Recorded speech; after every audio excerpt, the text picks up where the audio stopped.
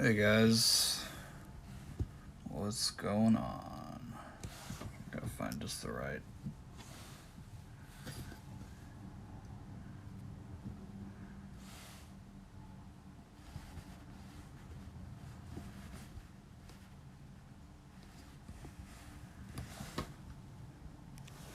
Okay, that's probably as good as I can get. I can't zoom in on Twitch, so this is I just had to lower the tripod, but can't really get the tripod out of the shot. I guess I can. I'm just not trying hard enough. Alright, let's...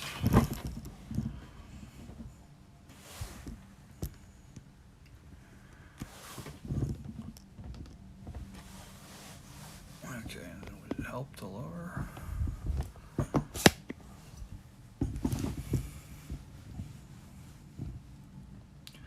There we go, that actually looks pretty good.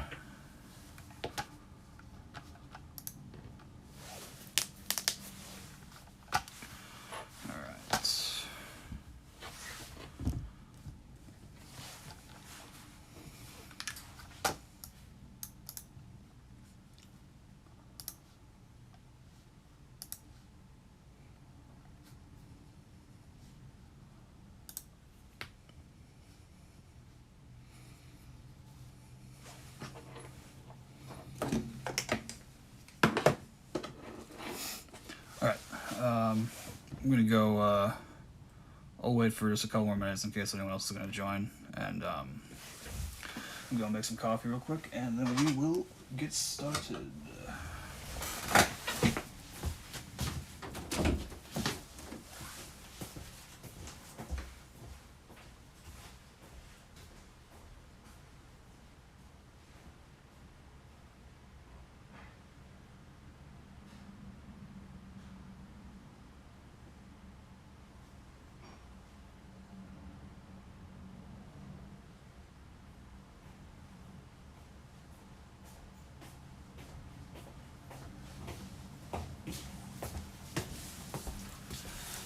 Alright, I guess while I wait for the Keurig to heat up, I can kind of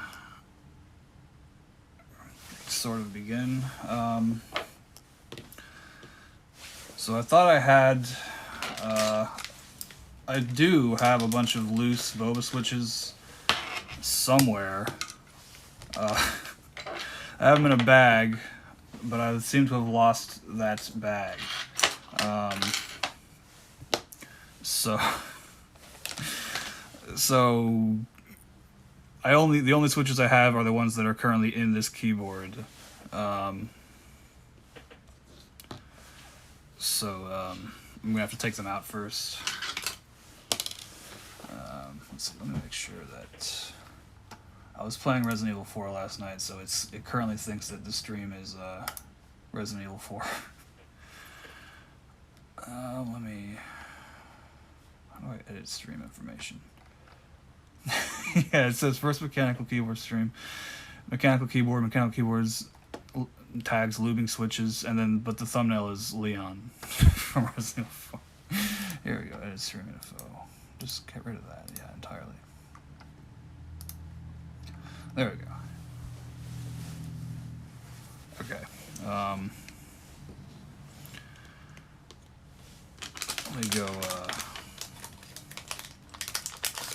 Let me go check on coffee, and then I'll be back.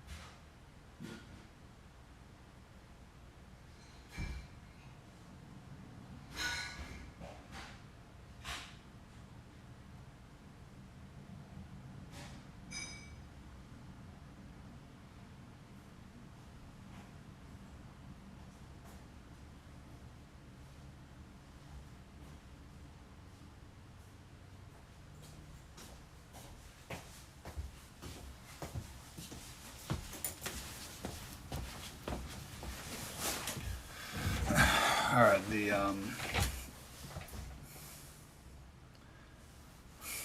the coffee's like on the thing now. So, be ready in just a moment. So the first step is going to be I got to take all the keycaps off. I got to take all the switches out. Then I got to take apart the switches. Lube them. I don't know if I'm going to need to lube the springs. If I do need to lube the springs, I have some super lube, some thin that I could use. But I'm kind of hoping that I don't need to worry about doing that. That's just going to take more time. Alright, I think probably should be done.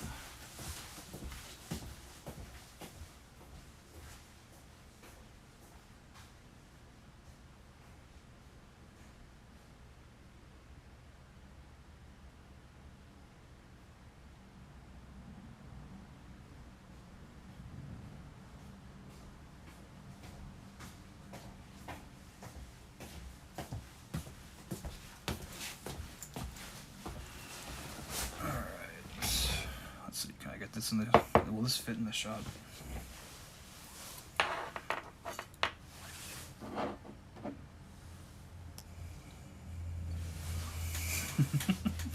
Oh man, I'm so gonna knock that over if I leave it there.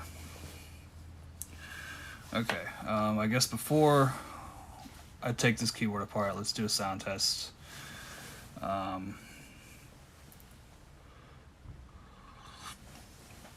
I'll do a sound test, and so that way we have a reference of what it sounds like pre-lube. Okay.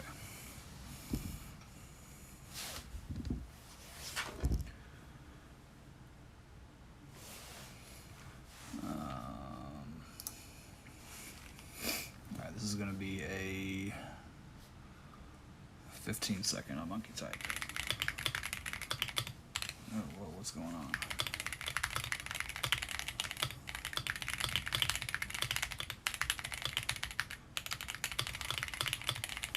What? Oh my god.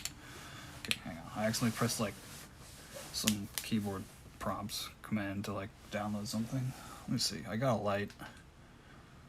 Just in case it's hard to see, but I have the window open, but it's like pouring rain. Or it was pouring rain. Looks like the sun's actually coming out, so I may not need the light after all, but alright, let's finish this. Damn it.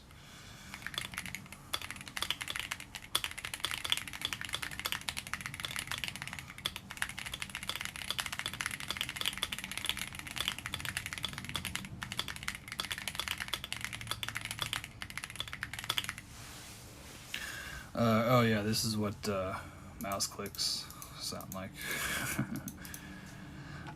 I always forget to do that.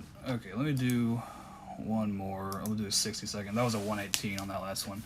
I've just kind of accepted that these times are never going to be good. Well, I'm filming myself, so it's, you know, whatever.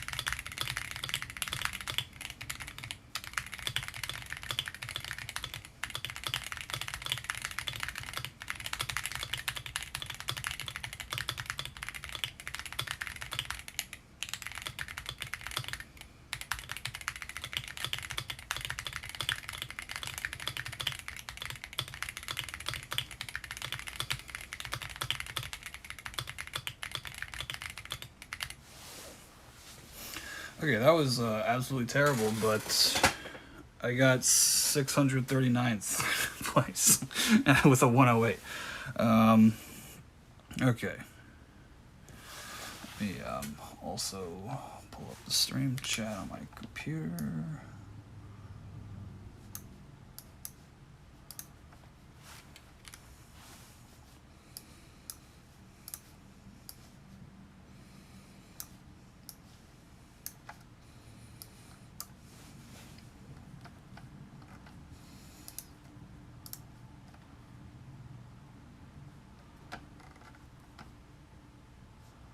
Okay.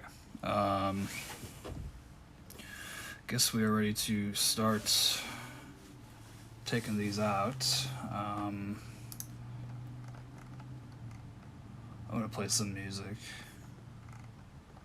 I'm gonna play some Ronnie James Dio. Oh wait. Yeah. And I tested the audio levels before I started the stream, so it shouldn't be too loud. Because just doing this in complete silence would be horrible. It's all right. Let's get to work for this force break mod. Because you have to like, it's still the board's attention is essentially taped together right now. You can actually see the tape. Okay, hang on. Okay, that wasn't as gross as I thought it would sound. What about this?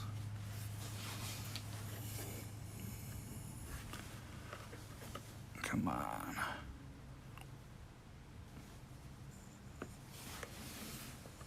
Oh my god, dude. It is really stuck on there. I accidentally okay, there we go. And there you can see my tape mod, my other tape mod. Okay, so what we actually want to do... Okay, that's right. You can't just take the top piece off because of the daughter board here. Let's get the bottom case. Ah, fuck! Let's get the bottom case out. Let's give it a quick vacuum. Alright, we'll do that before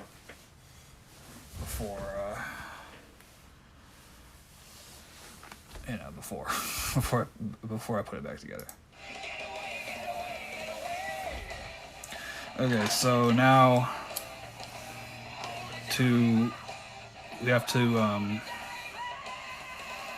you don't have to unscrew the daughter board. It is possible to get it out, but I don't want to fuck anything up, so I'm gonna unscrew it. I think different runs of the Q1 have different, slightly different cables. I think the first one had like a thinner ribbon cable. It was just a single ribbon rather than these little multi-cords. But okay. The nice thing about this screwdriver is that it has removable heads. It's not meant to be magnetic, but it kind of is slightly magnetic for some reason. Which is very helpful for getting these little tiny screws out, actually. There we go, okay. As you can see, this is actually like kind of a fucking delicate process. Which is why I don't like doing it if I don't have to. Okay, we're gonna there we go. Oh my god, it's really cold and my hands are like really cold and I can barely feel my fingers. Okay.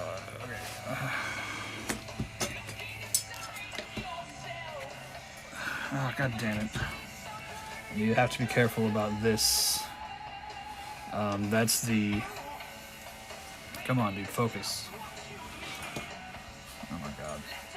You have much less control over your camera on Twitch compared to just filming, you know?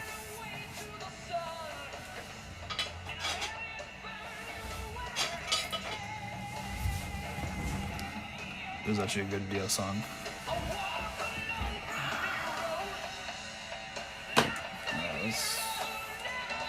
It's a good Dio song. I'm about to ruin it with my vacuum cleaner. Oh, that was really satisfying. Okay.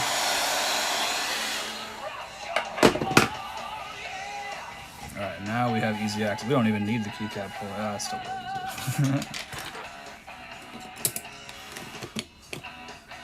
Oh, and how nice. The Switch came out with it.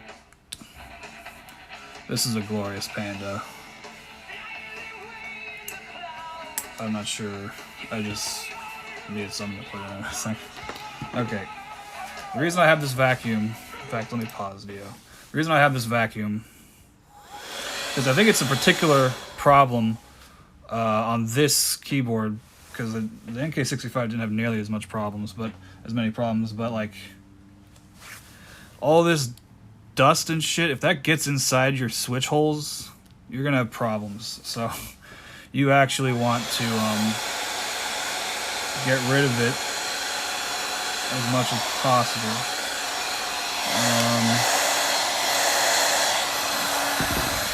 So most of the switches are not going to come out along with the keycaps, so we won't have to worry about that too much, but if it does, you know, I will be giving it another vacuum pass once I get everything off, so, you know, don't worry about that.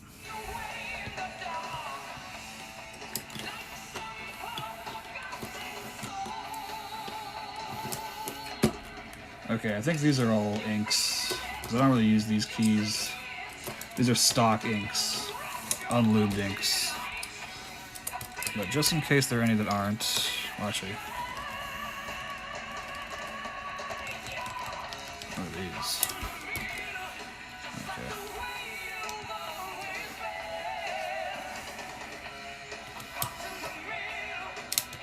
I'm actually gonna leave these. I don't plan on lubing. I guess to be able to vacuum it, I will remove them. I'll do this first. Okay, so now these are the Bobas.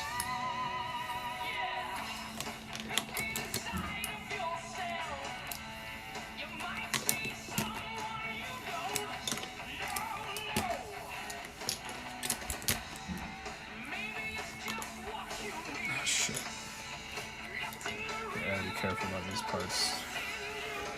I'm not gonna move these to the side. Okay.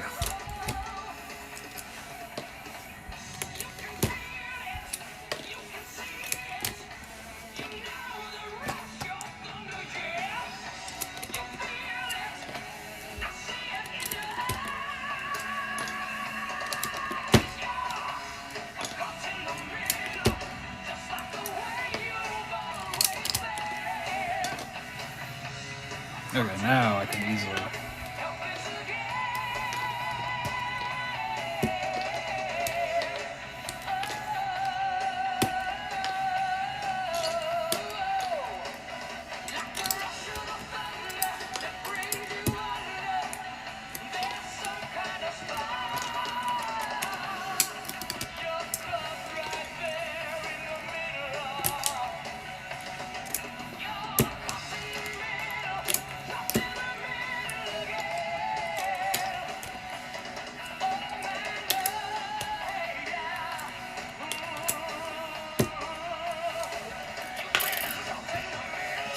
consolidate.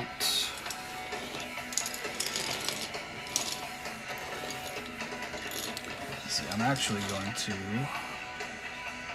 lay these out in a row of 8. That way I'll be easily able to tell if there are any missing. Oh, you can't see them now. Done. Okay. It's alright.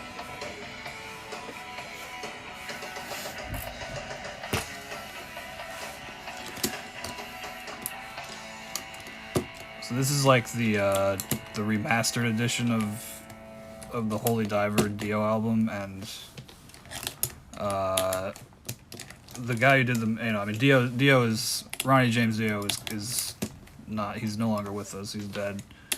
So it's not like you could ever, I should not, buy more of these. So I'm doing a bit of a palate cleanse as far as coffee goes. I'm just trying to drink some black coffee for a little while. This is a Keurig. It's from Pete's. Ah, this is it.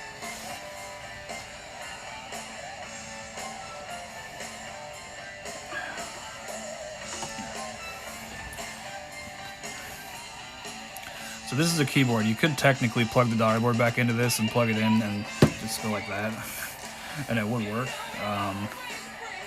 But you know, we're gonna keep going. Yeah, so you can see the tape mod I did on this. You just happened. I found red tape at the store and thought it looked kind of cool. I didn't see blue, so I just went with red. Let me vacuum it a little more.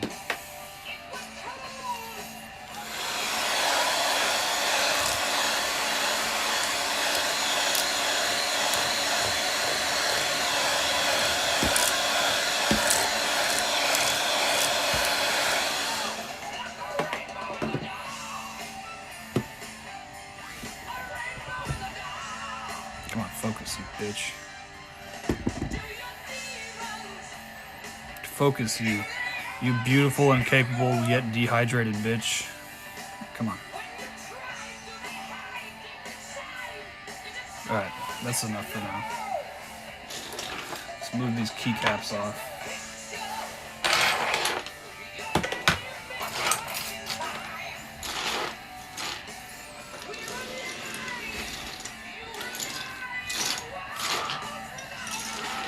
You know what? I'm gonna put these on a tray.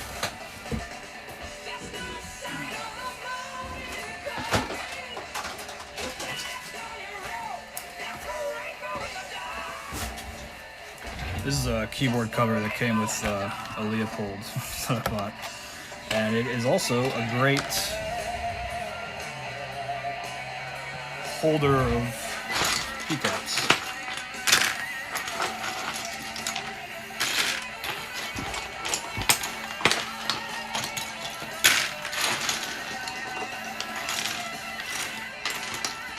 So that way you can actually see what I'm doing.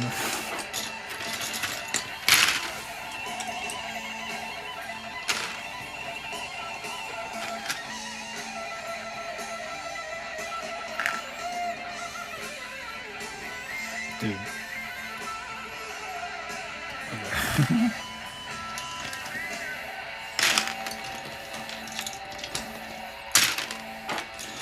This stream's probably going to be copyright claimed. You don't get stricken unless you make money off the video, I'm pretty sure, so I'm definitely not making any fucking money off this shit. Which is fine. That's kind of the point. Once you start making money off of stuff, it's like it changes who you are, and it changes the content.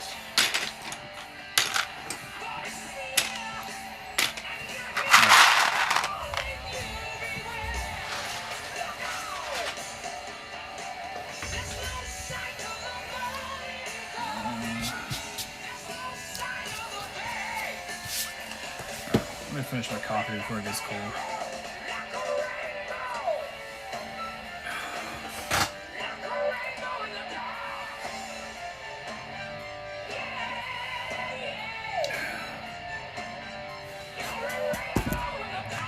Focus, dude, come on.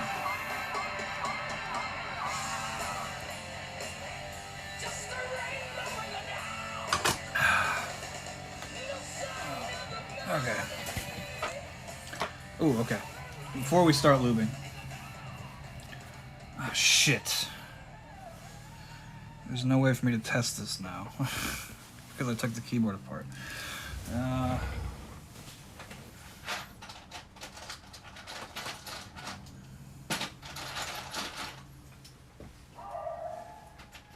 Okay. No,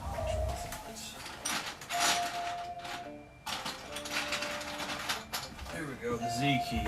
Perfect. Okay, I have some films. So let's... And allegedly, these switches do not need films.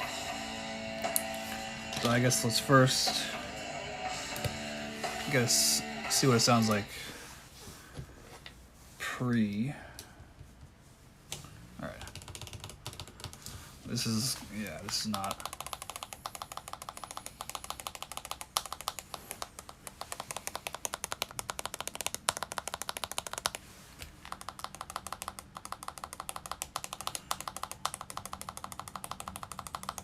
Okay. Now, using the same switch, I will not lube, but I will film, and let's first see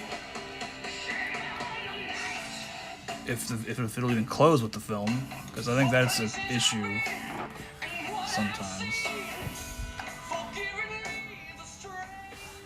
Okay, and so this switch opener,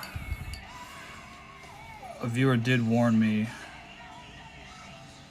that this thing has been known to fuck switches up, but I've opened precisely one switch with it, and it was a Boba, and it worked, so now I'm kind of worried, but ooh. Nah, that was clean, dude. That was very easy. There was no resistance at all. Okay. I imagine the issue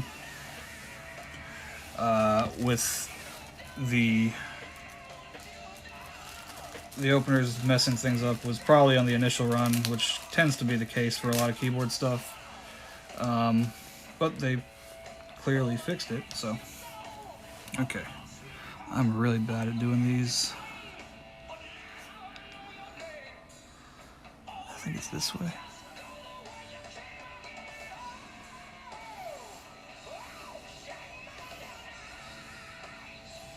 Come on. There we go. Okay.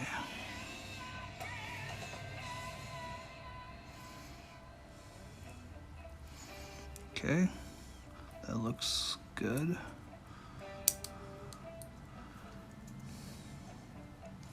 Ooh, that's tight. I just realized this. You may not have been able to see what I was doing. I apologize. But these are not very particularly thick films. Some people use like really thick, but these are just cheapo films I got on Amazon. So let's put it back. Let's put it back and see if I notice any difference initially.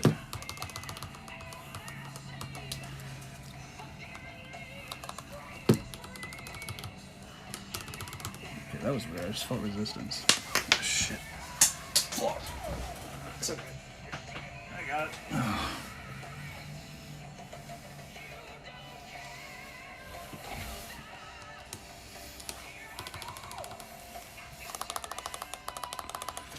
I have no idea if this is making a difference, honestly. Let's get another key.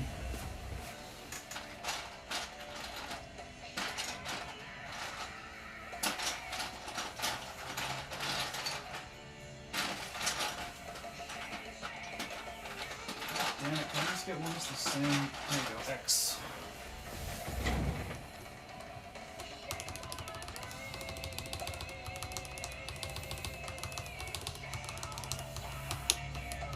Ooh, it just stuck. Do you see that? Okay, I'm thinking maybe I actually shouldn't film these. It's, I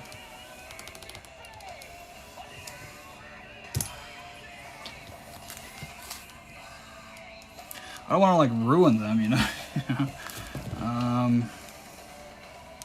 Yeah, let's take these both out.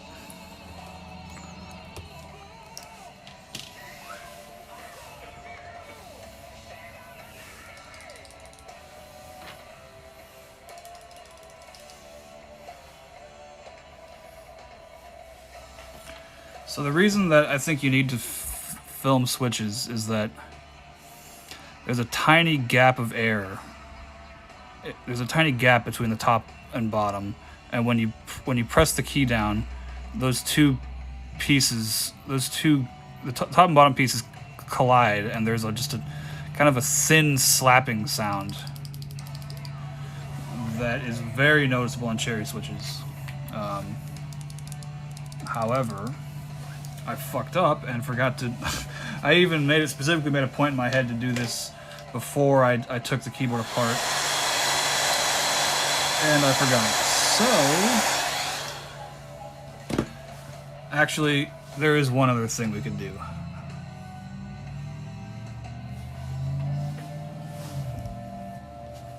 I'll just use another keyboard. This is the Syracuse board from my previous videos.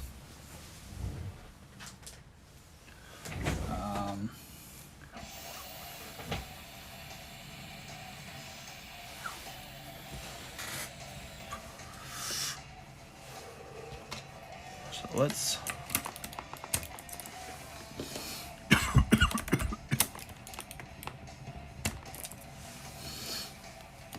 do this.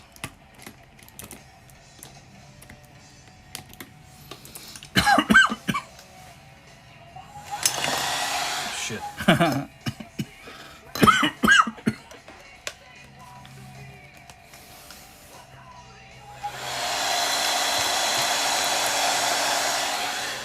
Yeah, I accidentally dropped this and the back cover fell off and I cannot find it. So, what was I doing? Alright, yeah. Z is filmed, X is not. I guess we could first do this.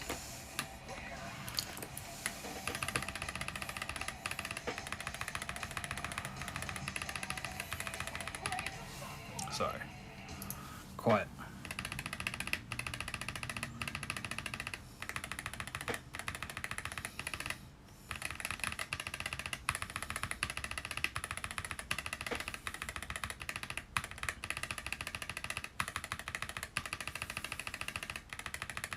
It's the pitch, you could perceive the pitch as either higher or deeper for either of them.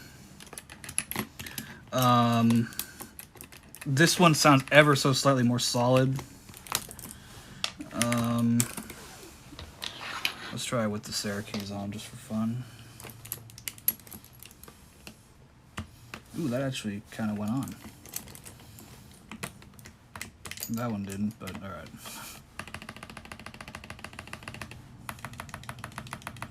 Now, that's not a good comparison because the Sarah keys are slapping against the switch because it doesn't have good switch collision. Okay, versus... Okay, the film does actually make it sound a little bit more solid. Let's try this one more time and then I'll switch the position of the switches.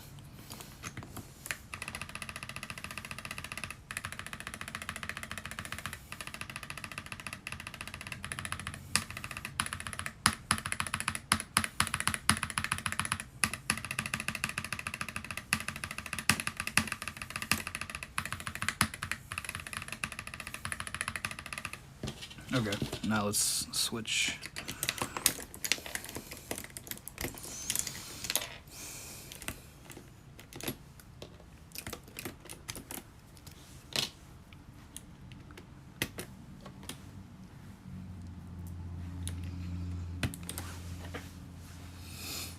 I hope you guys are enjoying the stream so far.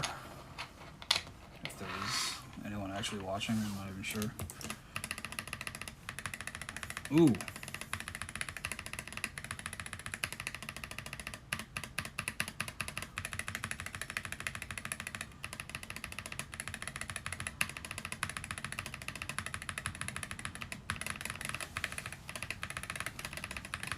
Okay. I'd say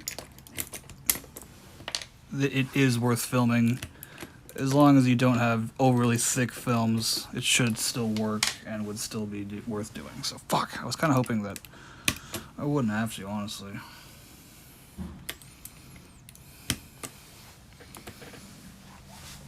Okay.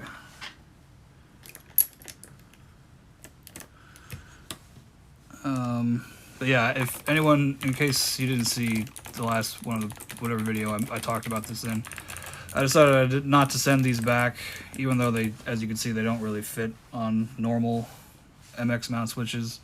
They need box switches because box switches have this extra box around it, which gives it more to grab onto, more surface area to grab onto. And right now the only box switches I have are clickies. These are box glazed greens. I plan to eventually get some box inks, so I'll probably do a video on those because I do like inks and have been curious about the box, and if that's a good reason to pick some up, then why not? Alright, so confirmed filming is worth. Yeah, now let's see if lubing is worth. Jeez, nah, lubing has to be worth. Actually, I don't need this yet. Let's lube one and see where that takes us.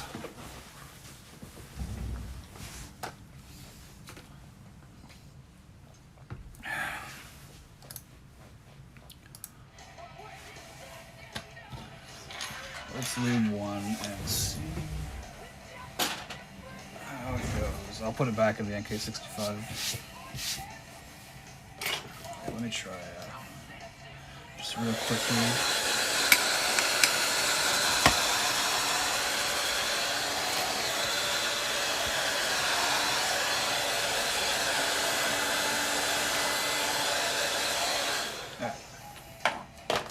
A little bit of dust on the mat, and I missed some here, but some of this also just like doesn't come off. It's just kind of, I think there's marks in the leather. This is a pretty cheap desk mat, so understandable if so. Let's just try it.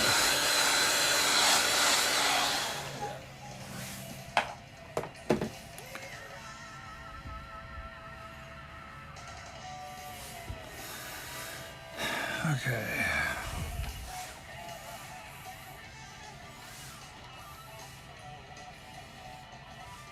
And the problem with opening a switch that's been filmed is you pretty much lose the film in the process. So, you just kind of have to accept that. Damn, that is honestly really satisfying.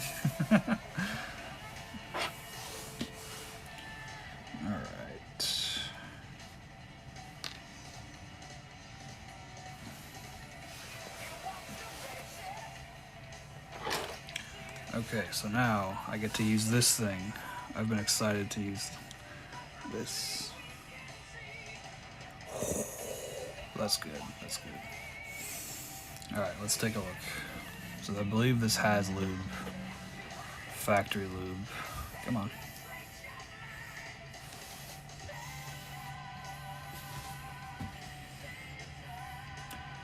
I apologize for my dry hands. Come on, dude.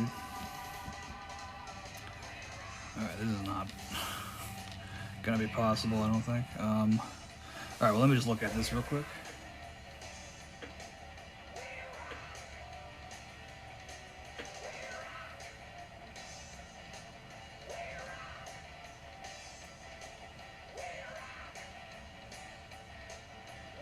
Alright, so I'm not... Some people say that, like, when switches are factory lubed, you have to unlube them. The only direct experience I have with something along those lines is with Duroc linears, which I believe also have a similar level of factory lube that these do. And I didn't bother doing those, and lubing them with Krytox made a huge difference, made them feel way better. So we're not gonna. I'm gonna try not lubing these.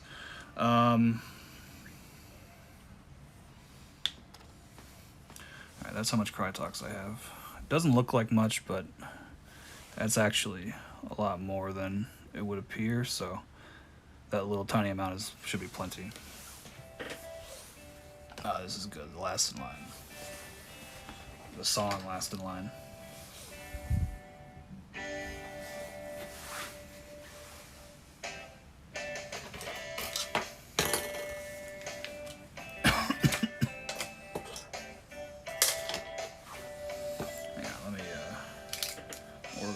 Shit a little bit.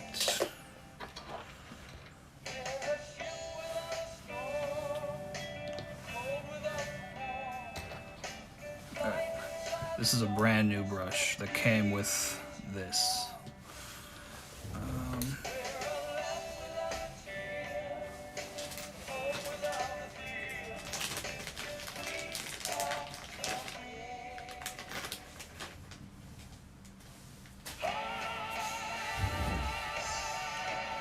I legitimately do not know where this cat thing came from.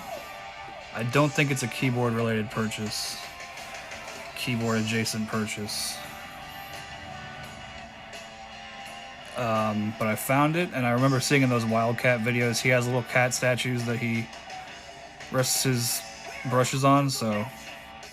are these cats or pigs? I don't even know. But, so... it's actually the perfect resting spot for anything lube related that I don't want to get on my desk mat, so... hang on a sec.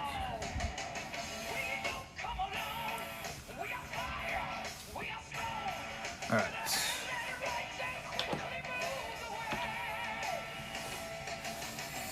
So, just a tiny amount. The way you want to do it is... oh wow, this brush is really small. I've never used a brush this small before, actually. Okay.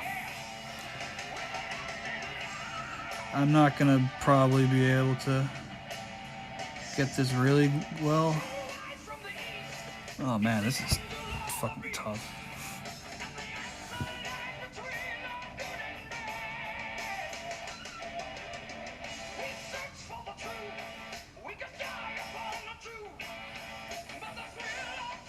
And I'm gonna turn the light on. Hang on.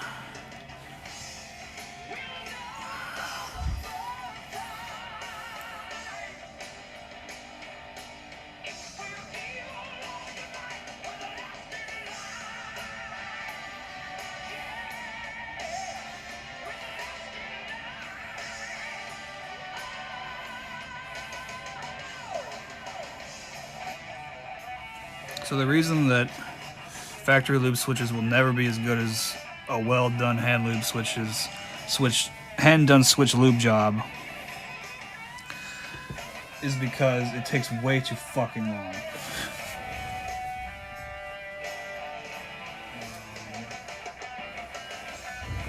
And the other one of these I had, which had like, it didn't have the nice, like, this kind of, it had like the prongs, which the prongs are bad. The prongs will end up like, you know, collapsing on themselves, and the switch and the part will just go flying.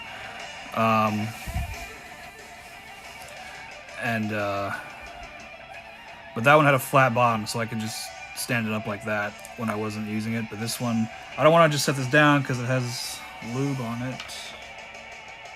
However, actually, I think just like that, it doesn't actually touch the desk. So, let's check the spring. Okay, the fact that it's stuck. Oh yeah, look. There is lube on the springs. Thank God we won't have to lube the springs. Ah, shit. I still need something to hold the spring. Okay, you know what? I'm gonna get a paper plate because I don't want any of this to actually directly touch my desk or mat. So let me go grab a paper plate real quick.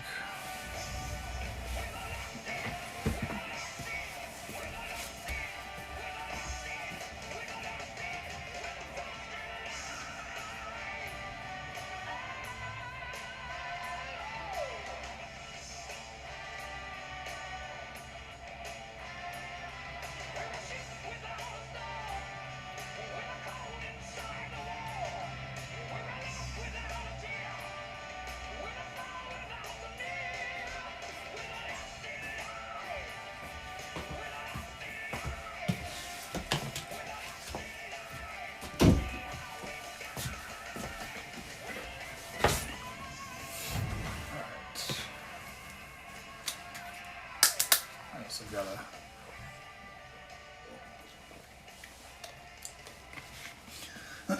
orange mango body armor. Quite delicious, actually.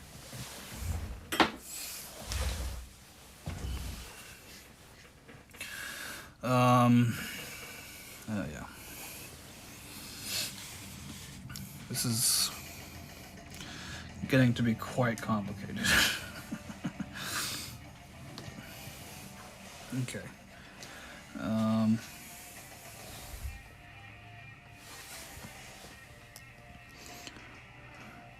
So a lot of this looks like what look to be minuscule amounts of lube stuck to the side of of the thing are actually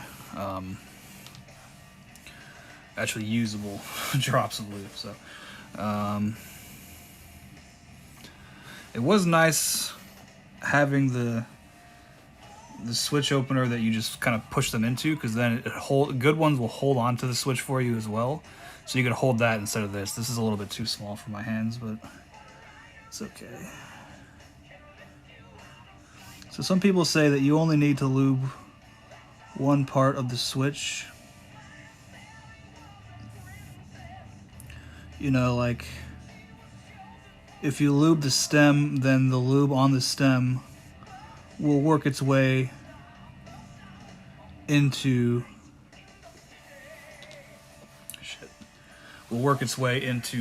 you know, the bottom and top housing. I disagree. There's an important period of time when you first install the lube on a switch during which the lube kind of evenly distributes itself throughout the switch. And during that period, you will notice that if you use too much lube, the switches will feel a little weird. If you use too much thick lube, they'll feel a little mushy and a little harder to push, but as the switch moves up and down, as the lube moves up and down in the switch, it evenly distributes itself throughout the little nooks and crannies of the switch housing over time, and that is what makes the switch feel smooth. Not just having lube being in there doesn't just magically make the switch feel good.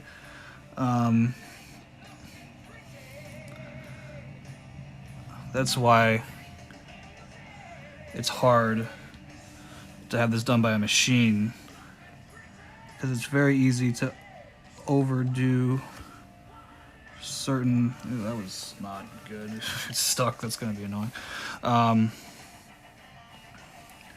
It's just, I don't know, I guess machines just don't have the precision to do some of the stuff that I'm currently doing right now. No. There we go. I'm doing my best to make sure you can see, but I can't do this through the viewfinder. I have to actually look directly at the switch.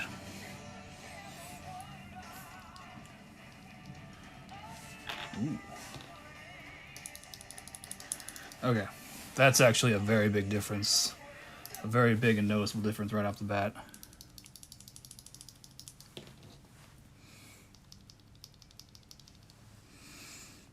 Damn, dude. Alright, let's test this out. Let me close this up so I don't get anything in it. Okay. This is when I get excited about lubing switches, is when you lube one and you immediately notice a difference. That's what makes me excited about, I'm like, okay, now I just want to get through this as quickly as possible, so that way I can, you know, feel the feels.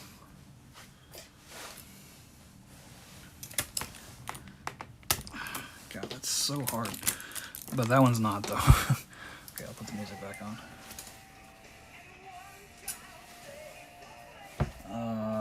Switch puller. Oh my god, I'm almost an hour into this and I have lubed one switch. I have lubed one switch in an hour. Oh my god, I want to fucking kill myself.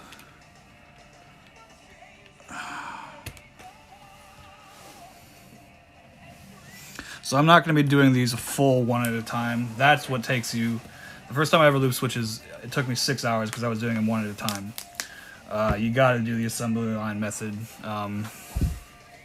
It's just, as in open them all up, put all the parts into like bowls or whatever, and I'm probably not going to do that. I'll just use different sections of the paper plate. Okay, so Z is lubed and filmed, X is not. Let's get this. Oh, ho, ho. Bro, it thocks.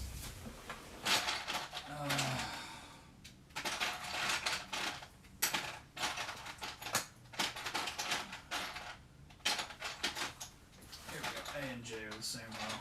I just want to make sure I have keycaps that I should have kept these keycaps with me, and not put them back in the pile.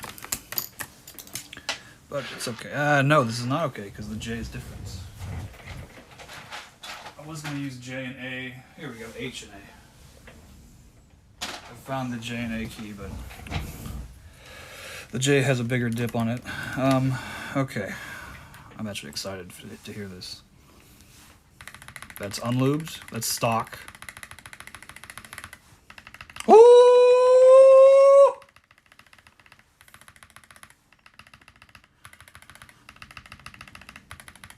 Okay, you could hear the difference.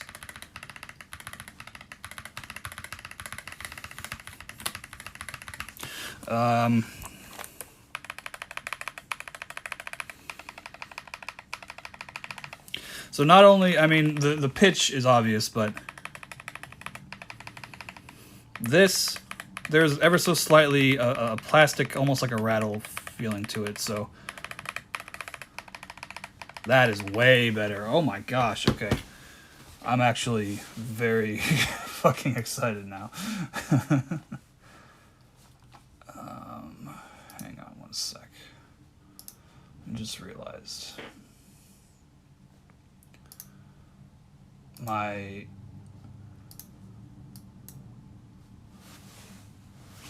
Resident Evil 4 stream from last night is still uploading, and that might be fucking up the shit. So hopefully the connection has been good. Twitch says excellent. No recommended changes. Okay. Bitrate is green. 1500 kilobits per second. Okay.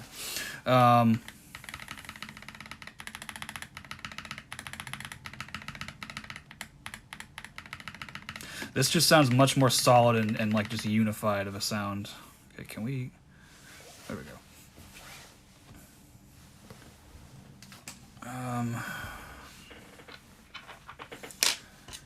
Damn. All right. What was I just doing? Oh yeah, I wanted to check something.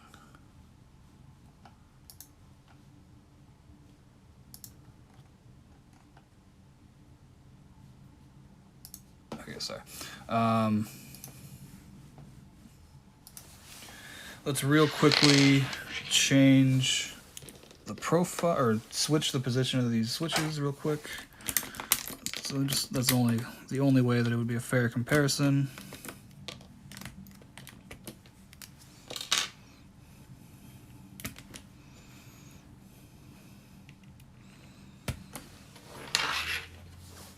So H is lube and film, A is stock.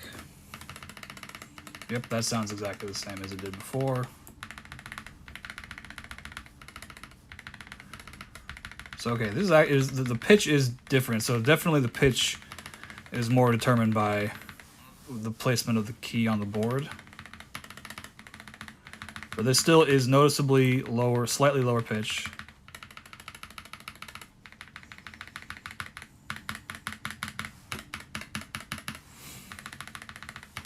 Okay.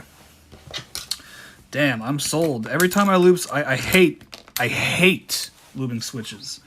But every time I do it, I'm amazed at how big of a difference it makes. And I hate being the guy that's like, dude, you gotta loop. But like, if you're serious about this stuff,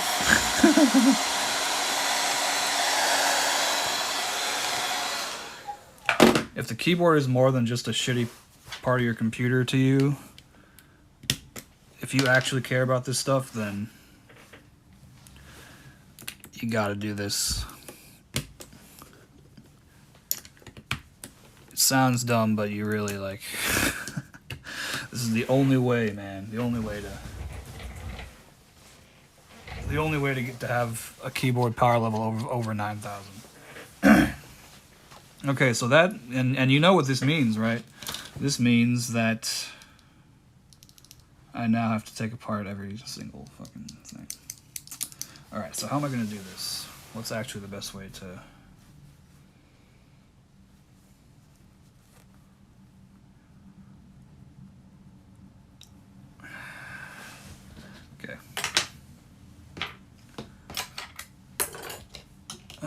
Wait, so first I gotta take the switches out of the keyboard.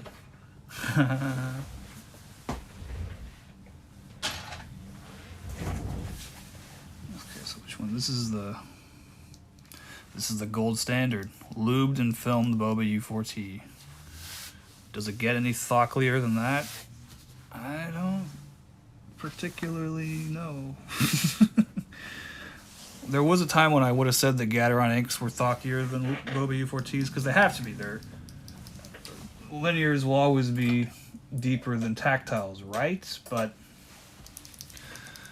sometimes linears are actually kind of quiet because you're not generating that much force. You're just kind of slowly going down. But tactiles, you have to like break the bump, and that produces a louder sound. And sometimes inks or linears can actually sound a bit muted if the board has too much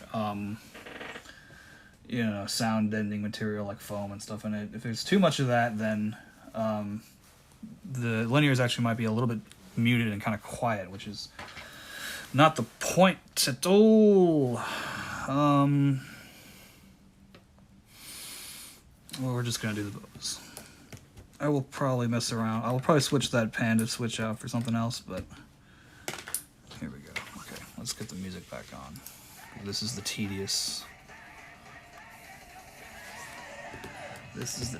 part.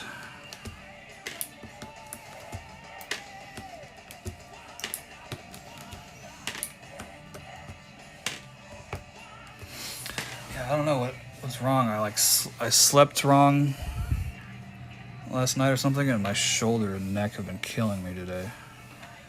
I'm probably gonna feel way worse after I finish being hunched over for several hours like this. I did talk at length about my standing desk in one of my last videos, but I mentioned that it was kind of broken, but I was able to get it to work. Well, unfortunately, it is broken beyond repair at this point. It doesn't work at all. But I contacted the manufacturer, and they were very gracious. They sent me out a new part. It is currently on its way. It should arrive, I think, tomorrow.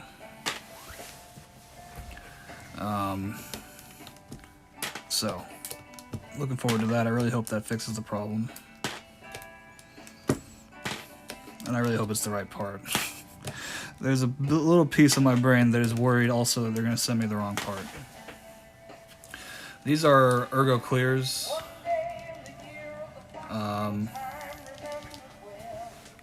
Ergo Clears and Gateron inks are like, I have the most of those switches, so if I just need something to kind of fill space, I tend to use those.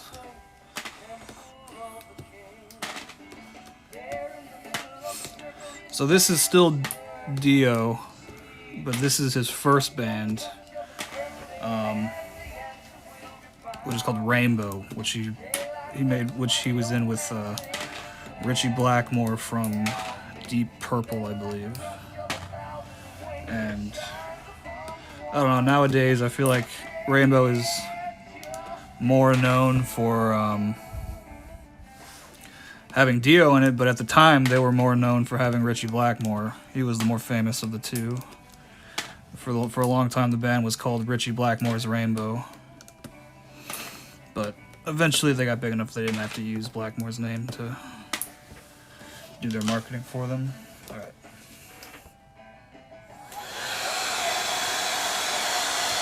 This is the good vacuum.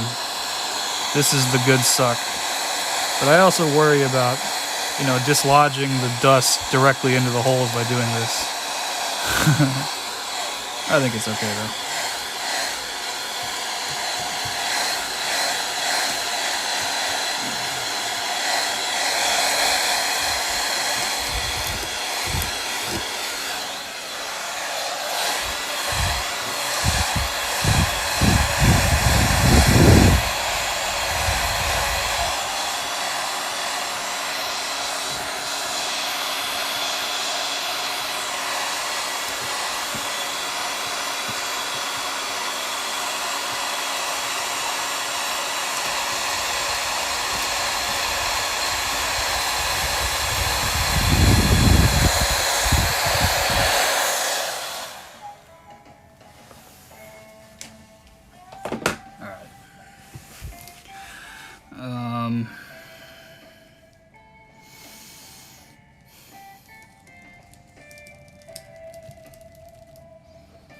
I guess that's everything we need this for currently, so take one last look at this Keychron Q1 PCB.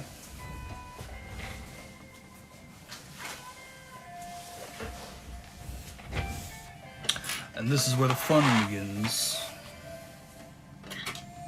Actually, I remember what I was thinking, like, I don't really want to do this because it's going to look kind of dumb, but...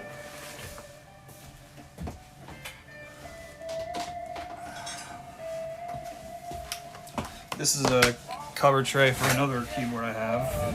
This one's a full size, as you can see, and it's big enough that I can put, you know, tops, stems, springs, bottoms, and it's, you know, not too bad. So I'm just gonna go on this. Hopefully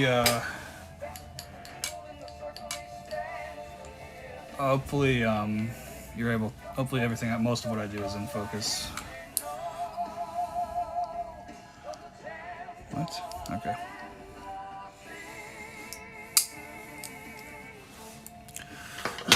Okay, so top. Actually, this worked well the last time I did switches, but I'm looking at this thing and it's kind of dusty. I don't know if I want to put all my shit directly onto it. Fuck. Yeah, that's really dusty. I'm gonna see if I can vacuum it.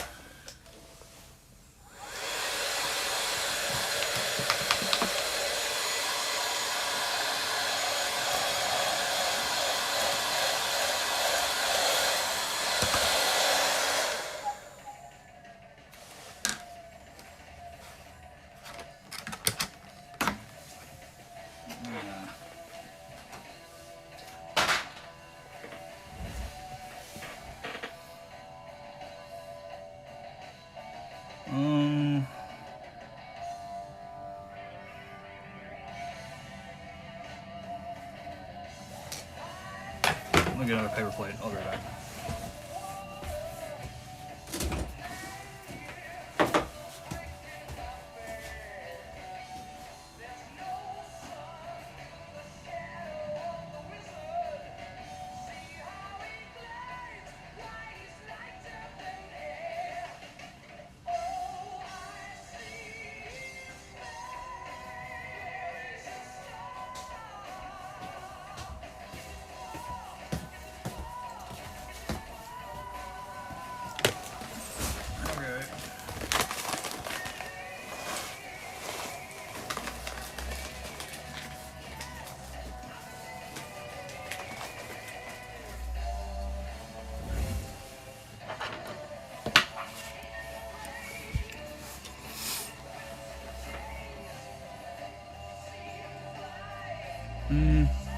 You know what?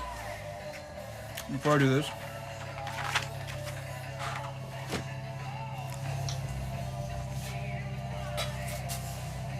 I want to put the Keychron back together. I'm going to vacuum these parts real quick.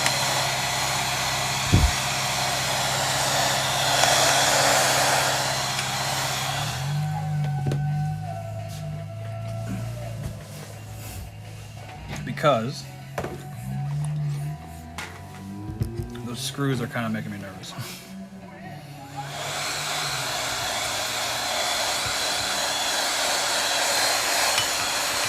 And I don't actually need this to be disassembled anymore.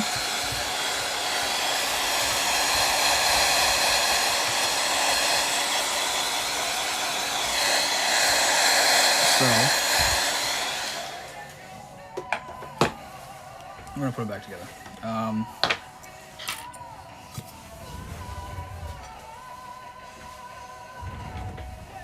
Start. What's this?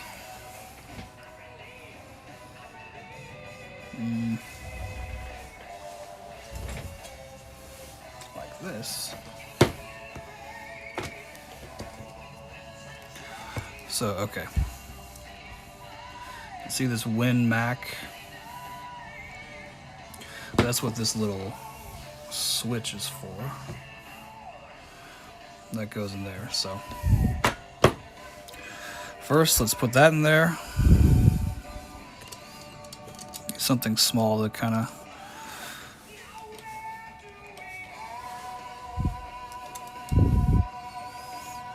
get it in there.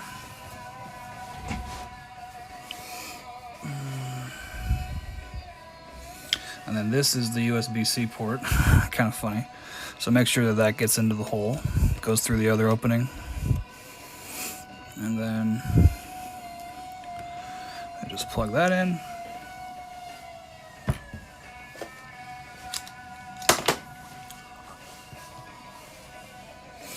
Now I got the screws.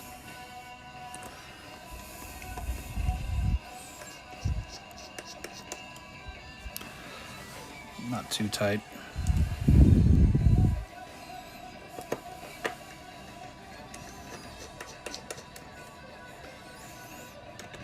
Just enough that they're seated.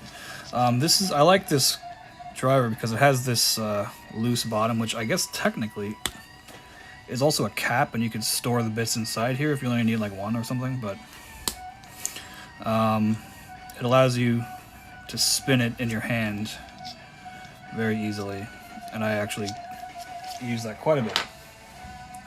And I just want to point out, honestly, I've lost all respect for Linus Tech Tips. He sells a $70 screwdriver.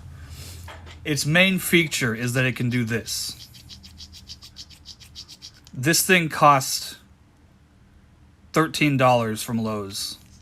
Like, honestly, when I saw that Linus is unironically selling a $69.99 screwdriver that's not electric, I think it might have a light, but its main selling point is that it can do this. It is not. It's a much more complicated, needlessly complicated mechanism. There's a spin. This part spins, so you're meant to hold it and then go like that. But I mean, dude, you can literally get this from a hardware store. Like, and don't even and you think, oh well, that's a specialty. That's a specially designed product with a custom proprietary design. Yeah, he also sells a backpack for $250 for a backpack. I thought it would be one of those cool, like, charging backpacks. It's not. It's just a fucking backpack, dude. Honestly, yeah, when I saw that, I was never, like, a Linus fan, but I because of that, I will say that I lost a lot of respect for Linus when I saw that, honestly. That's... Rant over. I apologize. I apologize if there are any Linus fans out there. He's a nice guy and all, but just... I think that is absolute bullshit. Those prices are insane.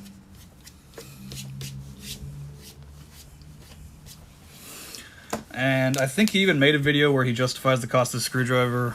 I haven't seen it. Fuck you if you think I need to watch it. Okay. Yeah, just watch that Glosses video where he reacts to Linus's mechanical keyboard blind test. Linus just isn't for me. I'm not a PC gamer. There was a time when I would have gladly referred to one of Linus's videos with which to build a PC, but I think that ship has sailed. I'll still watch his videos occasionally when I see an interesting one come up in the recommended, and I really don't like any of his sidekicks. I think they're all really annoying besides the fat guy. He's cool.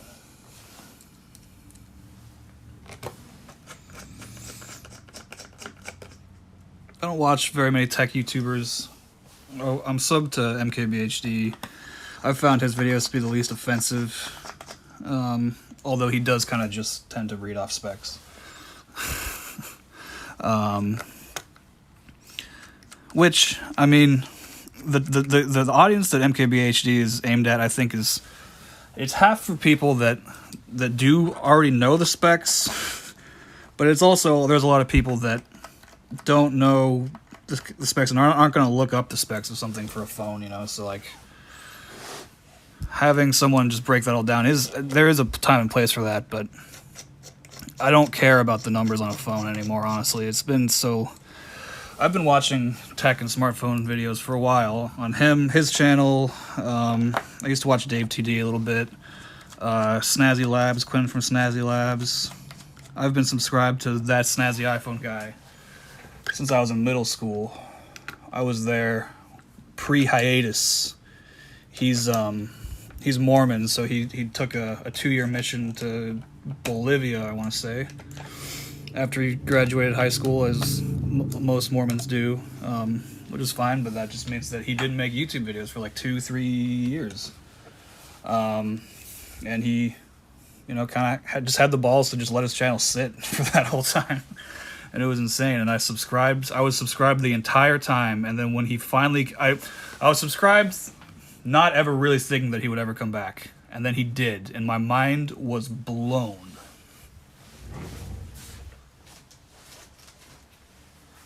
And, you know, the world of tech YouTubers kind of grew pretty substantially without him. But he's been able to, you know, carve out a little niche for himself. He's got a decent amount of subs, so good for him. Good on Quinn. He doesn't release that many videos, though. His videos, he's more about quality over quantity, which I can respect. Okay. How am I going to do this now? I think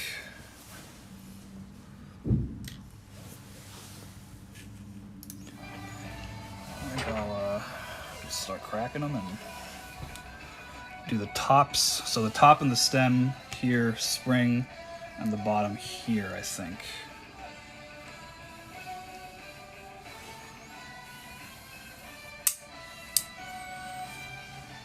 That's good. I like that a lot, actually.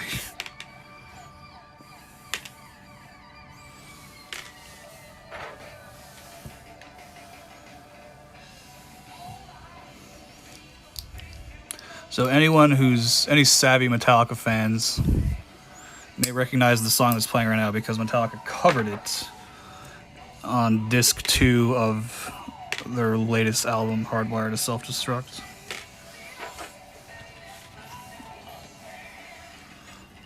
It's not as good,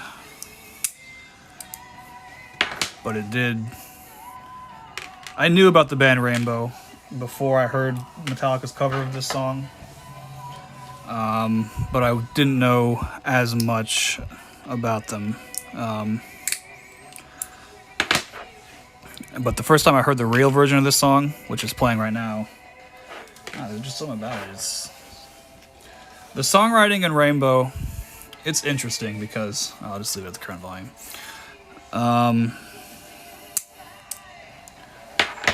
A lot of these songs are a little underwritten, I want to say. Even this song, the pre-chorus section where Dio's just saying, I believe, I believe, I believe. That's not quite good enough. That's not really a compelling chorus, pre-chorus, you know. But the rest of the song is pretty well written. And Dio just puts a lot of flourishes on his vocals that just make him one of the best.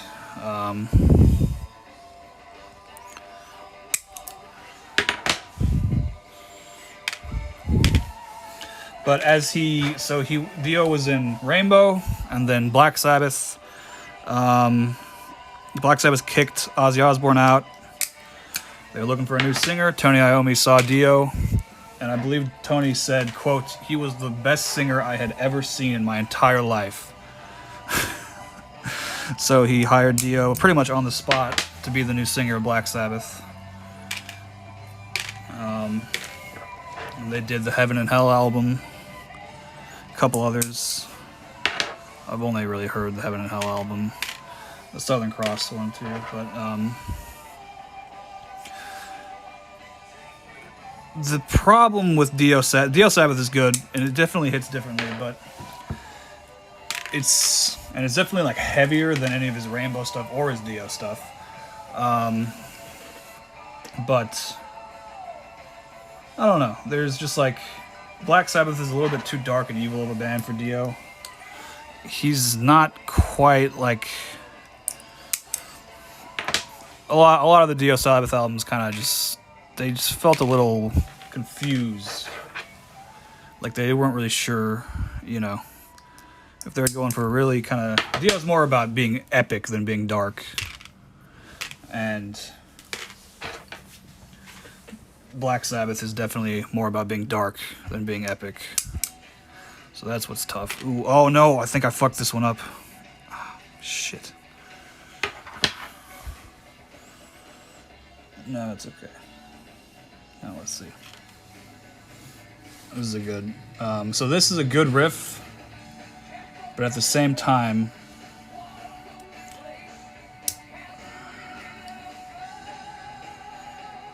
the chorus part, they're just playing one note while Dio sings. Okay, this one's fine. Yeah, nope, I can't throw this away. I do not have extras. I was just going to throw it away for good measure, but it's fine.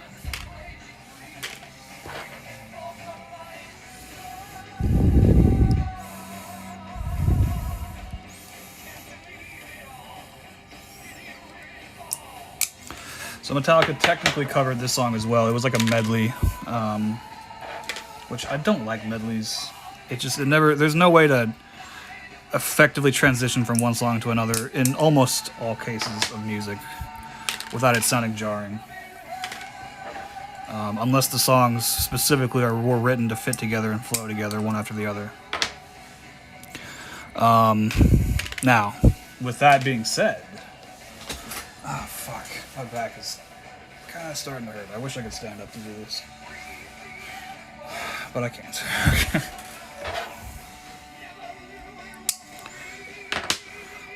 The British death metal band Bolt Thrower, they have addressed that very topic.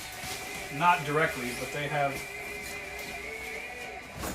a series of songs written across pretty much all of their different albums that start and end with the same riff. And some incredibly smooth-brained people have voiced distaste at that, saying that they reused the riff. But I mean, yeah, obviously they reused the riff. That's the fucking point. And that allowed the having 5 or 6 songs with all the same intro and outro sounds kind of silly, but what that allows them to do is play them back to back, or, you know, more interestingly, play them in different order than you would expect live. And, you know, one of the songs is kind of a slow song, so they just start playing that at the end after having played a really heavy song. That's a good concert. That's a dynamic concert. That's just a well-written and well thought out show.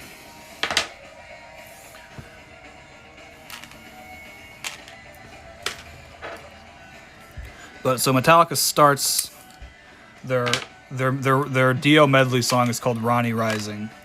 I think it's called Ronnie Rising, a medley, and then it lists all the songs that they play. One of them is this. One of them was the last one that we just played. There's another one called Tarot Woman. Tarot as in tarot card.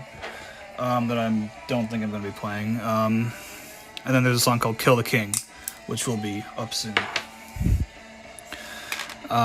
Kill the King is definitely the most Metallica-y out of all the songs. But it's good, yeah. You know, and Rainbow is considered by a lot of people to be an early proto-metal band, you know, a heavy metal as they call them.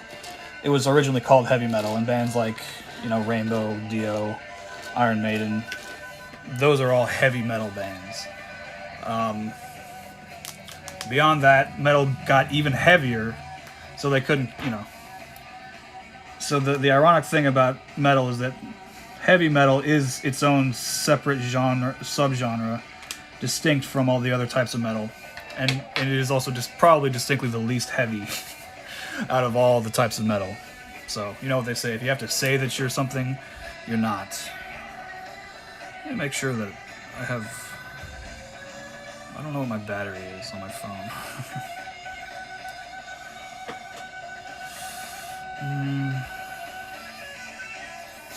Can I